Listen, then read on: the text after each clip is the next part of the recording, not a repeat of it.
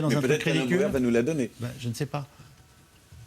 D'abord, moi, je regarde, sais que vous regarde les choses d'un point de vue pratique. Moi, oui. si ça sert à lutter contre le terrorisme, c'est parfait. Vous savez bien que non. Non, mais ensuite, je regarde mieux que quiconque, vous savez que non. Ah, mais non seulement moi, mais le Premier ministre et Christiane Taubira ont dit la même chose. C'est une mesure symbolique et elle n'a aucune efficacité contre la lutte contre le terrorisme. Manuel Valls a dit c'est une mesure symbolique, elle n'a aucune efficacité qu'on ait. Christiane Taubira a dit ça n'a aucune efficacité qu'on ait, mais c'est une mesure symbolique. Donc au moins ils sont totalement d'accord sur une analyse extrêmement justifiée de pratico-pratique et pragmatique. Ça n'a aucun... Attendez, je te... Donc il faut sortir de cette histoire. Ah bien sûr. Mais deuxièmement, on va déchoir qui? Ceux qui sont déjà morts? Parce que ceux dont nous parlons se font sauter avec des bombes. Je ne sais pas si on peut faire la déchéance posthume. Et je me demande si ça a un quelconque intérêt. Non, mais ça relève à peu près du niveau de la profanation des cimetières. C'est-à-dire que le débat que nous avons, il est sur la vengeance a posteriori et pas sur la justice. Oui. Il y avait une position extrêmement légitime et qui me convenait à moi parfaitement d'un point de vue pratique et symbolique. C'était l'indignité nationale. Je trouve que ça avait du sens. Ça évitait le débat moral terrible dans lequel la gauche est enferrée.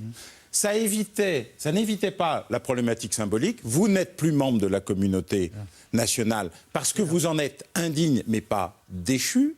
Et ça évitait le débat hilarant sur d'échéance pour tous qui a existé et dont je rappelle à la stupéfaction générale, pour aller encore plus loin que Michel Vievorka sur ce sujet, de la gauche elle-même, qui a dit c'est vrai, la déchéance pour les binationaux, c'est discriminatoire. On va faire la déchéance pour tous, donc créer de l'apatride. Et je termine enfin en disant ce qui est formidable, c'est que tous ceux qui hurlent aujourd'hui, je parle dans la classe politique, se sont levés pour applaudir à tout rompre et ont mis 15 jours à ce que ce qui venait de se passer au Congrès remonte à leur cerveau. Et il y a là un petit sujet d'hypocrisie politique qui ne manque pas d'intérêt non plus, notamment chez les parlementaires de gauche qui sont aujourd'hui les plus agités sur cette question. Je n'y mets aucune fausse naïveté, j'ai envie de vous dire, d'hypocrisie ou tout simplement d'unanimisme, alors qui peut être aussi en partie de façade, mais voilà, à un moment où la France est sous le choc. Et Si c'est tellement insupportable, on n'est pas obligé de se lever ou applaudir, on peut rester assis et ne rien dire. Ils se sont tous levés, ils ont tous applaudi. Dans le discours où le président de la République, avec beaucoup d'honnêteté, quoi qu'on puisse lui reprocher, dit... Il y aura la déchéance, elle sera pour des gens nés français, il laisse un petit blanc dans le texte et il dit même mais binationaux.